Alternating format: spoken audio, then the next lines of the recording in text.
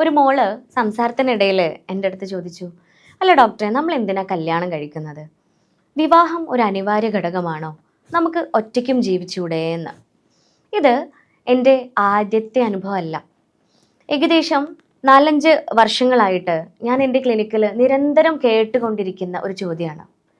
മാത്രമല്ല, അത് പെൺകുട്ടികളിൽ നിന്നാണ് കൂടുതലും കേൾക്കുന്നത് എന്നാണ് മറ്റൊരു അത്ഭുതം നിറഞ്ഞ കാര്യം.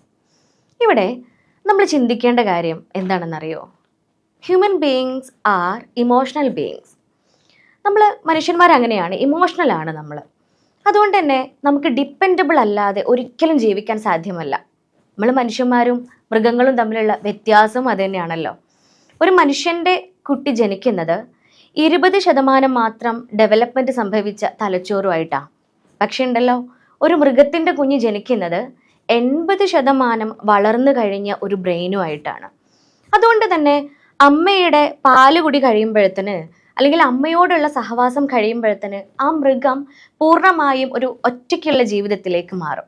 പക്ഷെ മനുഷ്യൻ അങ്ങനെയല്ല. മുലകുടി പ്രായം കഴിയുമ്പോഴത്തേനും ഒരു കുഞ്ഞ് ഒരിക്കലും പൂർണ്ണമായും ഇൻഡിപെൻഡൻ്റ് ആവുന്നില്ല.